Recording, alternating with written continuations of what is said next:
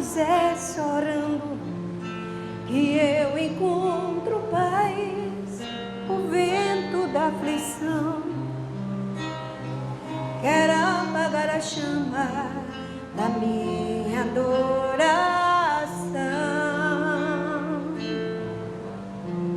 O mundo é um oceano, minha carne é um furacão, minha vida é um barquinho buscando a direção.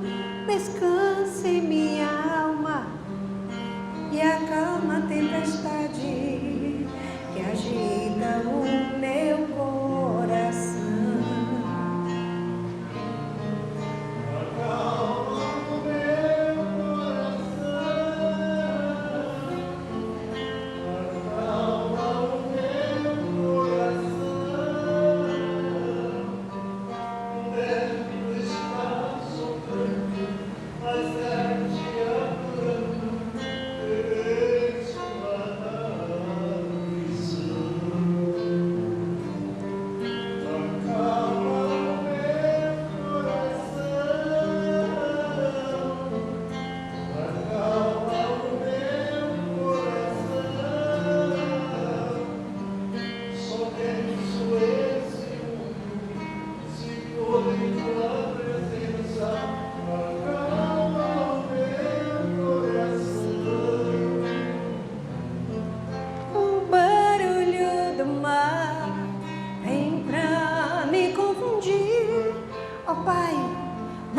as ondas, minha fé diminuir.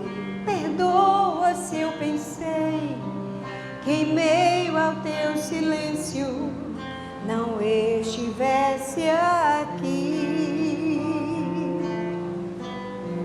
Viver na superfície sem poder respirar é o mesmo que morrer por não te adorar. O teu oxigênio, Senhor, sem tua presença, minha fé vai naufragar. Acalma o meu coração, acalma o meu coração.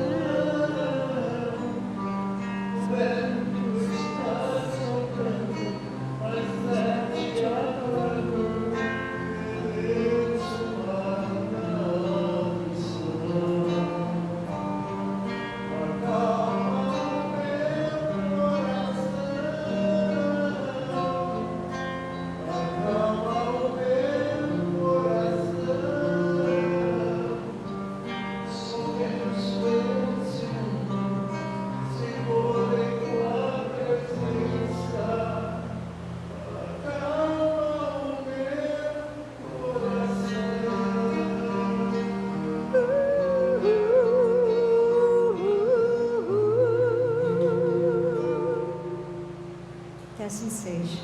Boa tarde. Evangelho segundo o Espiritismo, capítulo 16. Não se pode servir a Deus e a Mamon. Item 7. Utilidade providencial da fortuna. Provas da riqueza e da miséria. Comentário dos Espíritos. Se a riqueza devesse ser um obstáculo absoluto à salvação daqueles que a possuem, assim como se poderia inferir de certas palavras de Jesus, interpretadas segundo a letra e não segundo o Espírito, Deus, que a dispensa, teria colocado nas mãos de alguns um instrumento de dúvida, um instrumento de perdição sem recursos, pensamento que repugna a razão. A riqueza, sem dúvida, é uma prova muito difícil, mais perigosa que a miséria, pelos seus arrastamentos, as tentações que dá e a fascinação que exerce. É o excitante supremo do orgulho, do egoísmo e da vida sensual. É o laço mais poderoso que liga o homem à terra e afasta seus pensamentos do céu. Produz uma tal vertigem que se vê frequentemente aquele que passa da miséria para a fortuna esquecer depressa a sua primeira posição. Aqueles que o adotaram ou o dotaram, aqueles que o ajudaram e tornar-se insensível, egoísta e vão. Mas do fato de tornar o caminho difícil, não se segue que o torne impossível e não possa tornar-se um meio de salvação nas mãos daquele que dela sabe se servir, como certos venenos podem devolver a saúde, se são empregados a propósito e com discernimento. Quando Jesus disse ao jovem que o interrogou sobre os meios de ganhar a vida eterna, ao dizer, desfazei-vos de todos os vossos bens e segui-me, ele não entendia estabelecer como princípio absoluto que cada um deva se despojar daquilo que possui e que a salvação só tem esse preço, mas mostrar que o apego aos bens terrestres é um obstáculo à salvação. Esse jovem, com efeito, se acreditava quite porque tinha observado certos mandamentos e, todavia, recua ante a ideia de abandonar seus bens. Seu desejo de obter a vida eterna não ia até esse sacrifício. Então, o que ele vem mostrar é uma noção de equilíbrio. Não é que o rico está salvo ou que o rico está condenado. Nem que o pobre, por ser pobre materialmente, está salvo, ou que o pobre, por ser pobre materialmente, está condenado. Ele traz uma ideia central que é o apego. Então, quando nós percebemos, como dizia a percepção do Buda, quando ele falava das 4 nobres verdades, que ele dizia que a dor existe, na vida material a dor existe. Velhice, doença e morte também existem. Então, para que a gente compreenda humildemente, com discernimento, que nós fazemos parte da natureza e sentimos dor, envelhecemos, adoecemos e morremos, a gente só não entra em desespero se a gente tiver uma coisa chamada desapego. Se a gente souber, como dizia o Epícoro, aproveitar o momento, aproveitar o dia, carpe diem. E aproveitar o momento, aproveitar o dia, não quer dizer se exasperar, ficar eufórico, só procurar o que é de prazer na vida. Mas aprender a viver a vida como ela é. Com dores, velhice, doença e morte. Que só podem ser vistas, como eu disse há pouco, bem se tiver desapego. Como dizia o Sirihan, lá da Sociedade Teosófica, o prazer não é uma coisa ruim, não. Por que ele é ruim? Prazer é bom. Qualquer prazer, ele é bom. Qual o problema? É o apego ao prazer. É sair correndo atrás de prazer. Prazer vem na vida. Do mesmo jeito que vem todo dia, manhã, tarde e noite. Amanhã vem, ela tem as características dela, ela tem a aurora, aquele ventinho mais frio, as características de uma manhã. Depois o sol vai ficando mais forte, vem a tarde, um calor mais presente. Depois o calor também vai arrefecendo, ó, ele muda. E vem a noite, o crepúsculo, a frieza da noite, o momento de descanso. E depois, uma nova manhã, que é o que o Siri Han estava dizendo. Prazer não é ruim. Agora, o que é que eu faço? Quando vem o vento, eu sei me deliciar com o vento. E quando o vento passa, eu sei sentir um pouco o calor do sol. Agora, coloque na noção de prazer. Ah, eu tenho prazer sexual. Tem. Quando ele acontecer na sua vida, tem os tempos. Por exemplo, na própria aurora da criança, da infância, ela não lembra disso, não conhece ainda, ou não relembra. Na maturidade da adolescência até o amadurecimento, isso é muito presente na vida dela. Hormônios naturais são desenvolvidos para que ela tenha aquilo, até para que ela continue com a natureza, dando continuidade a tudo. E com o tempo, aqueles hormônios descem, as mulheres têm que fazer às vezes reposição hormonal, não é isso? Mudam os ânimos. Chega um tempo que aquilo é indiferente. Passa. Então, saber viver esses momentos, saber sentir a brisa e viver muito bem, feliz com a brisa. E quando a brisa passar, não sair correndo atrás da brisa. Saber suportar um pouco o calor do sol. Como disse a florzinha do Pequeno Príncipe, é preciso que eu suporte 1 ou 2 lagartas se ao final eu quiser ver as borboletas. Tenho que saber estar na minha posição. Mais poderoso astro para nós do que o Sol? Não tem. Porque a nossa galáxia, no nosso sistema, os planetas giram em torno do Sol e o Sol está lá parado. Então, o problema da riqueza e o problema da pobreza é o apego.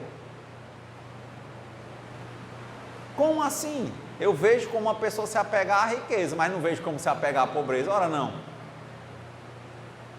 Dizia o Luiz Gonzaga, é verdade, meu senhor, essa história do sertão, aí começa. Aí tem um desses dizeres dele aí, que ele diz que a esmola ou mata de vergonha ou vicia o cidadão. Não tem não isso aí? Então, às vezes, a pessoa vai e se acomoda. O problema não é quem dá a esmola, nem quem pede a esmola, se está precisando. É se apegar à esmola, ou apego. E não tem não gente que se apega à esmola. Tem gente alugando criança para pedir esmola, tem não? Alugada. Meu filho vai fazer isso, vai fazer aquilo. Não. Mas tu não podia ter uma melhor, uma vida melhor? Não, tá bom. Está apegado, não está? Então não tem. Ah, eu vou curtir aqui, o meu aproveitar o dia, entende? Olha, o aproveitar para mim é só uma picada nova, uma droga nova, uma bebida nova, sexo novo. E aí ele fica procurando isso constantemente. Ele está apegado a isso, criou um desejo. O desejo não é nada novo. Ah, eu tô aí no pique, ó, a fim de curtir, é sexo, drogas e rock and roll.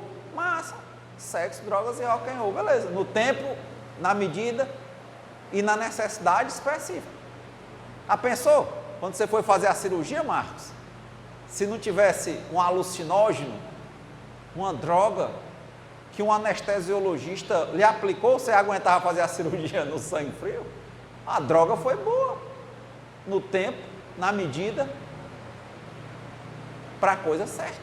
Agora, se o Marcos estivesse correndo atrás de morfina toda hora, pai, foi boa, a viagem foi show, agora eu quero ver viajando. É problema. Teve um brinde no ano novo, brindou com um champanhe. Qual o problema? Agora o Marcos de manhã já fica com aquela vontade na boca, aí tem que estar bebendo o dia e a noite, gastando o que tem e o que não tem, virando impotente totalmente quanto às escolhas da vida dele, porque não sabe viver sem beber. Aí o álcool virou o quê? O álcool não virou nada, o álcool continua a ser o que ele é. Mas o que foi o problema? O apego ao álcool, o apego à esmola, o apego ao sexo. Ah, eu mantive uma relação, foi legal? Foi porque foi feito para isso. Tem nada de tabu, nada com nada de nada versus nada. Bom, bonito e natural. Aí você vê depoimentos, por exemplo, no DASA, de dependentes de amor e sexo anônimos. Pessoa chegar desesperada porque todo ganha 3, 5, 10 mil reais e todo o dinheiro ele gasta com prostituição. Ele não consegue, quer dizer, ele não sabe ter uma relação, nem com uma pessoa. Ele se apega e gasta tudo que tem e não consegue fazer outra coisa, porque toda hora tem que estar comprando, pagando pessoas. O problema foi o sexo? Não. Foi a prostituição? Não. Foi o dinheiro dele? Não. Mas foi o apego dele àquilo. E não tem nada de novidade. Desejo é passado. Como assim? Todo desejo é passado. Não existe desejo para o futuro. Como assim? Você um dia sentiu uma sensação, pensa aí, comer uma carne de carneiro que você gosta, por exemplo. Gostou. Aí você lembra, às vezes quando você está tenso, alguma coisa, uma forma de você se presentear é dizer assim, hoje eu vou fazer vou a um restaurante pedir um carneiro. O que é que você está fazendo? Estou desejando um carneiro para o futuro? Não. Você está se lembrando do primeiro carneiro gostoso que você comeu na vida. Aí você joga uma corda para ir buscar ele, para tornar ele vivo, presente. Aí fica só trazendo o passado. Tem nada de carneiro da agora, nem de desejo do carneiro do futuro. É só ir buscar o que estava no passado. Ao invés de você ser novo, moderno, você está vivendo de lembrança, preso ao passado, usando o passado como lente e ficando velho com isso e não percebe. Tanto que não percebe que pode ser o carneiro, pode ser um sorvete.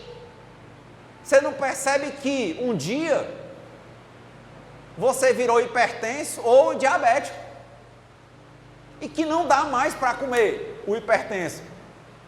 Muito carneiro gordo, salgado dá. E o diabético não tem como comer o sorvete. Mas como o peixe, né? Ele morre pela boca. Por quê? O problema é o carneiro, Marcos. É? O problema é o sal, Marcos. Ave Maria da gente sem sal. O problema é o açúcar, Marcos. Não, o problema é o apego. Que não é nem ao açúcar, nem ao carneiro e nem ao sal. É o apego à lembrança daquele dia, desde que você era menino, que você comeu um dia o carneiro, no momento que você estava emocionalmente abalado e que aquilo ali funcionou para você como um alívio, uma fuga de várias coisas ruins que você estava vivendo. Aquele carneiro foi uma coisa boa. Pronto, aquele sorvete foi a coisa boa. Era a premiação. E você não sabe se soltar dessa ideia. Aí diz, errado é o carneiro. Vamos acabar o carneiro. Errado é o açúcar. Errado é o sal. Não. Problema. Não é o apego, não? Viver usando o passado como lente. Um dos livros muito bons que é Liberte-se do Passado, de Guido Krishnamurti. Outro dia eu falei isso para um senhor e ele disse, eu sou saudosista, como é que você quer que eu me liberte do passado? É impossível esquecer. Calma, ele não está falando que você esqueça. Ele está falando apenas que você não fique usando o passado como lente para enxergar o presente e o futuro. O que está lá na lembrança, está na lembrança. Mas pense, se você que está aí diabético e não consegue largar o sorvete, se é um problema do sorvete, se o seu problema é a diabetes, ou se o seu problema é o apego a essa memória do passado, liberte-se. Você está dizendo assim, ó, estou sentindo uma dor, aí mete a lente, sorvete, ó, que é a lembrança do passado, aí cria um desejo. Aí pronto, diz, se eu comer o sorvete eu fico bem. Porque lá no passado eu estava mal e comi sorvete, fiquei bem. Aí pronto, aí não sabe viver conforme a natureza, a mudança das coisas. Sentir um pouco o vento e depois também sentir um pouco o calor do sol. Ter sentido o gosto do sorvete e depois entender que não pode mais comer sorvete. E é muito importante a gente não escutar só quem fala, a gente tem que escutar quem faz. Olhar.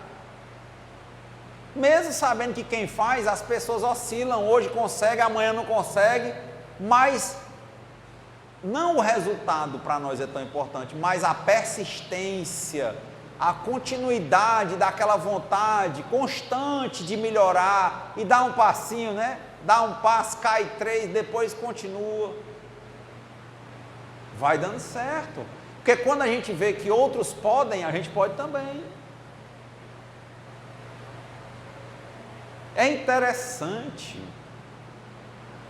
Me lembro demais quando eu comecei a ler sobre comedores compulsivos anônimos. Eu fui ler aquela literatura e tal, e eu percebi que isso existia. Que eu comia as minhas emoções. Ele diz: comida é comida, não tem esse negócio, essa é melhor. Comida é comida.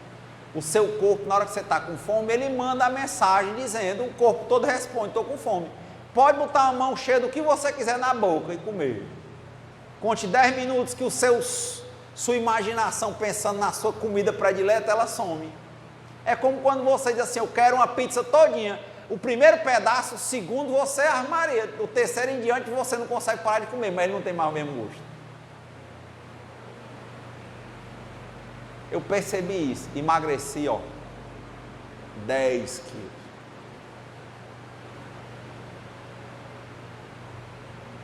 Já tem uns 3, 4 anos. Emocional. Então, na hora que eu percebi que isso era um problema, e negar, eu digo, não vou negar não, isso aqui é um problema. E aí, vamos começar a ver emoções como emoções e comida como comida. Desapega, Renato, dessa ideia de que comida é saída para problema emocional, não é. Eu não tenho outra explicação. Eu tinha feito toda besteira e não baixava nada. É emocional. Apego. Então, apego é um negócio sério. A gente é rico, todo mundo é rico aqui. Podre de rico, né? De quê? De apego. Ai, porque o meu cabelinho era pretinho. Ai, porque eu era assim, não era? Ai, minha filha, larga isso. Você é assim hoje. O cabelinho é branco. Eu não tinha essa cicatriz aqui, Eu tenho. Ela é minha. Faz parte.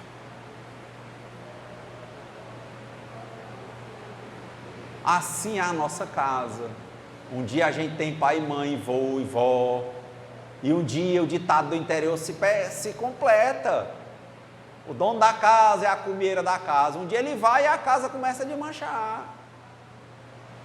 E se cada passarinho tivesse cumprido o seu papel, cada um tinha o seu ninho. Não importava se era um ninho grande, se era um ninho pequeno, mas cada um tinha o seu ninho, não tinha? Você virou a comieira da sua casa. Mas, como eu não queria a natureza, eu queria continuar apegada ao papai e à mamãe. Entenda, amar pai e mãe não é se apegar a pai e mãe. Outro dia, meu filho com 4 anos, ele disse: papai, eu quero morar sempre com o senhor. Eu disse: comigo não. Deus, se você tiver juízo, discernimento, vai ter a sua casa. Você pode morar perto do papai. Você vê que o papai vai na casa do pai dele todo dia? Pronto. Mas você vai ter a sua casa. Não importa, de novo, se é uma mansão, se é uma barraca, mas é sua. Para você não ter apego, para você cuidar. Não, é porque o meu pai, não. A vida nossa é de construções. E aí a gente sabe que o final não é legal, porque, como eu disse, a naturalidade das coisas é que o pai e a mãe vão na frente dos filhos e você está totalmente atrelado. Aí começa a briga. É o irmão que não quer sair da casa dos pais, tem que fazer o inventário, né? Isso para vender a casa ele não quer. Aí o outro, e outro. Meu irmão, cumpra o seu papel. Tem umas aves, porque não é uma riqueza, né? A gente está dentro da casa da mãe e do pai da gente, né? Eles cuidando, né? Legal, é massa. Mas a gente tem que saber que a casa do papai e da mamãe é do papai e da mamãe. Um dia o papai e a mamãe vai na frente da gente. E a gente vai continuar vivendo.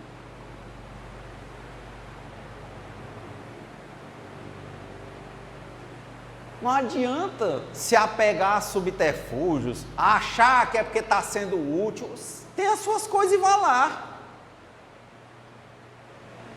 Então, às vezes, como dizem aí, ser um filho canguru, né, que vive na bolsa do pai e da mãe, às vezes você é independente. Às vezes você ganha mais do que seu pai e sua mãe. Você pode até morar vizinho.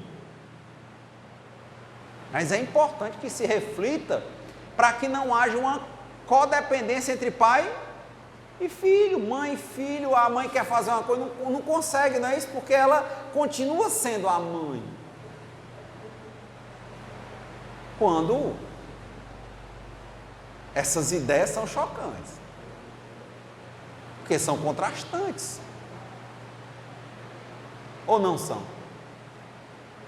É o evangelho passado, Jesus disse que veio para trazer a divisão. Por que a divisão que Jesus diz? Meu filho, faça a sua parte, não entrega a responsabilidade do que é seu para ninguém, tenha a sua vida. Bom filho é o que procura não dar trabalho aos pais. Prova de amor maior que tem é você crescer e amadurecer. Mas é difícil, né? Tá vendo? Ó? Utilidade providencial da fortuna. O que é que um bom filho que vê o pai e a mãe, que trabalharam, que conseguiram dar uma boa acolhida para ele, porque não é uma fortuna não para um filho desse, nascer num lar estruturado, com uma família bem organizada, não é uma fortuna não. Aí o filho vai e diz assim, eu nunca vou sair daqui da casa do meu pai. O que está acontecendo com ele? É apego. Não é a música do Zezé de Camargo e Luciano? Ele diz, sei que o filho é assim, como um pássaro, um dia ele cria asa e ele quer voar. É o normal, meu povo. Quando a gente vê alguém que não sai, nem se esforça, tem algum apego. Tem algum conforto ali que a pessoa não quer abrir mão. Porque o meu eu tinha que lavar minha roupa, às vezes eu tinha que fazer minha comida, não era não? Eu tinha que varrer minha casa, arrumar minha cama, não sei. Às vezes são confortos tão bobos, né? A pessoa não sai dali. Minha mãe achava interessante, mano. Ela fazia minha comida misturada, sabe? Ela misturava assim tudo e ela fazia. Aí com a época ela percebeu que quando demorava dela fazer, eu não botava minha comida no prato, ela tinha que fazer quando eu era criança, né? Minha mãe achava muito sábia. Um dia ela deixou de fazer meu prato. E eu não deixei de comer. Mas eu tenho 3 amigos que é interessante. Todos 3 casados. Eles têm 50 anos, 50 e pouco. Ele só come se for lá na casa da mãe dele, se ela fizer o prato. Se ela não fizer o prato. Engraçado, né? Eu me lembrava, minha mãe deixou de fazer o meu prato. Que bom, mas na época eu não achei bom não. Meu filho está com a mania de comer o quê? Ele come comida de panela, mas tem que dar na boca. Se não der aquela hora, e depois destrói. Mas como é que a gente faz para esse menino aprender a comer só? Ah, mas eu estou apressado, olha aí, ó. É bom dar logo, né? Não? Ah, não, mas ele tem que aprender a andar só.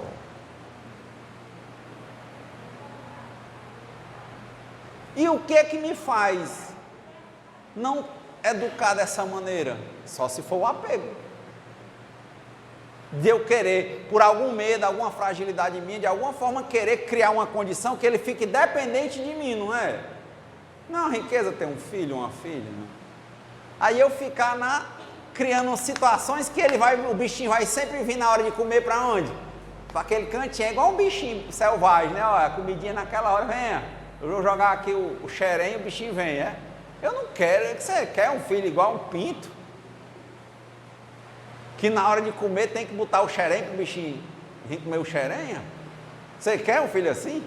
Ou você queria que o filho estivesse lá, tal, quem sabe um dia se você precisasse até ele ajudasse, mas ele tem que comer, para comer tem que ser o xerenzinho no seu horário que você ainda bota, porque você nunca pensou que ele tinha que partir o umbigo, rapaz. Não é apego não. Riqueza não é só dinheiro não, gente. A gente tem um negócio, a gente tem um imã para se apegar, que é fora de série. A gente é muito tendente ao conforto, né? Olha o que o Sirihan de novo, a frase. Quando o prazer não é ruim. Mas eu tenho que saber que tem dias que ele vem e tem dias que não tem, concorda? Então eu sei viver sentindo um pouco a brisa do vento e sei sentir um pouco o calor do sol, ou seja, eu não fico saindo correndo atrás do vento. A emoção, a sensação sentida por alguém que tomou morfina na cirurgia é a mesma sensação de quem está usando qualquer droga. É droga, alucinógeno.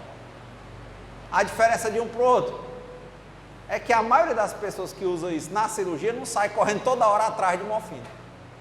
E o outro é toda hora atrás de droga.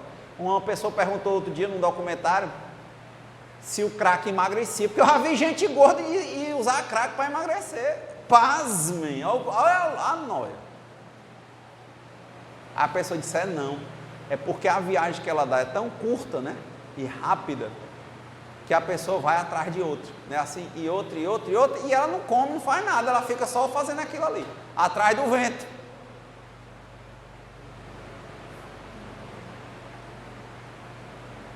Não é porque eu emagrece, é porque ela não vai fazer mais outra coisa, não é isso?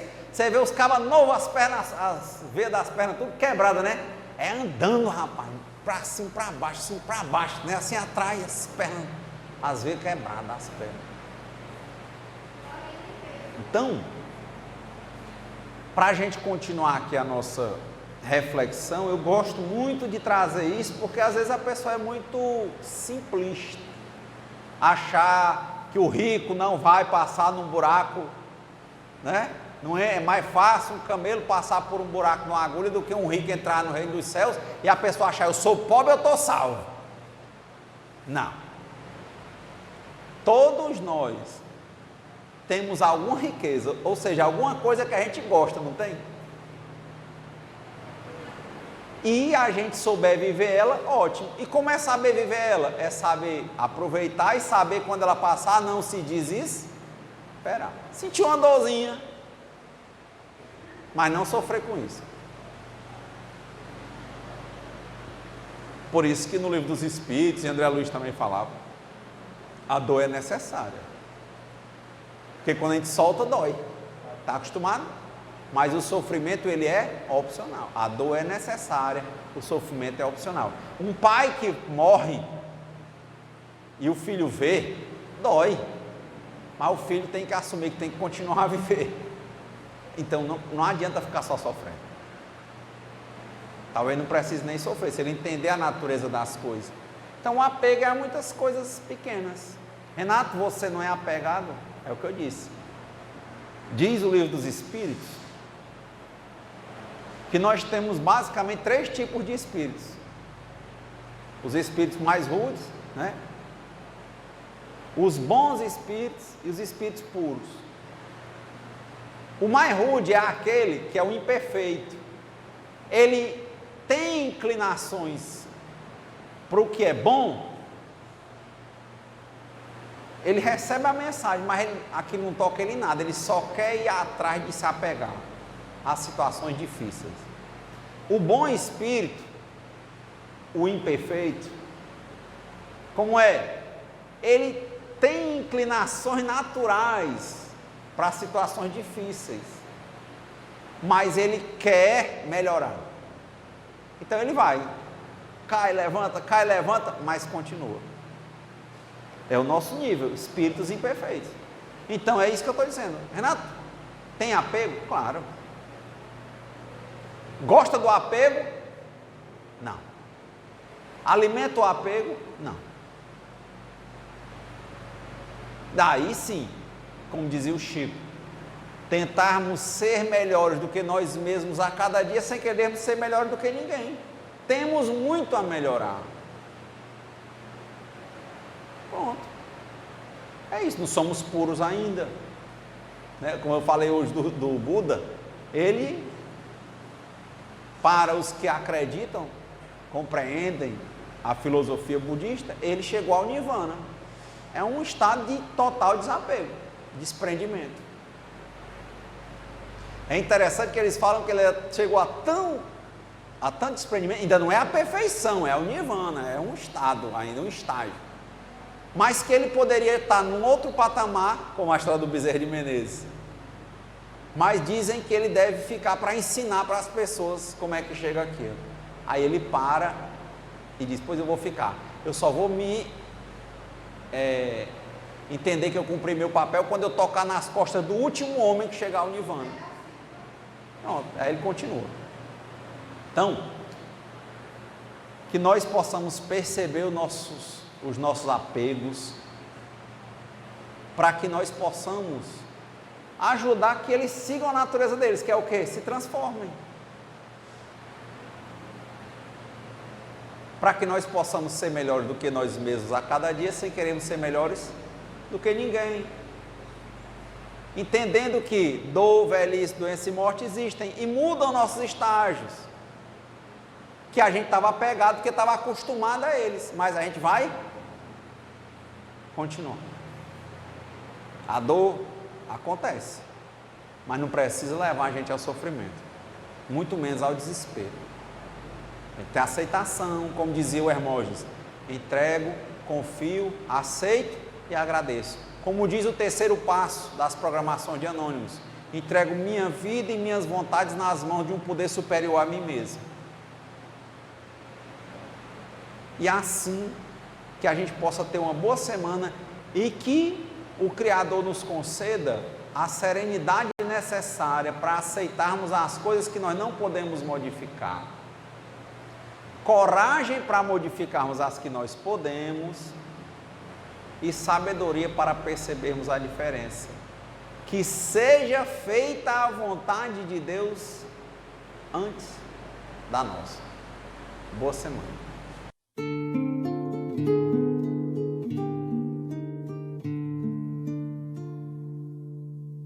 Senhor, fazei-me instrumento de vossa paz. Onde houver ódio, que eu leve o amor. Onde houver ofensa, que eu leve o perdão. Onde houver discórdia, que eu leve a união. Onde houver dúvida, que eu leve a fé. Onde houver erro, que eu leve a verdade. Onde houver desespero, que eu leve a esperança. Onde houver tristeza, que eu leve a alegria. Onde houver trevas, que eu leve a luz. Ó Mestre, fazei que eu procure mais consolar que ser consolado, compreender que ser compreendido, amar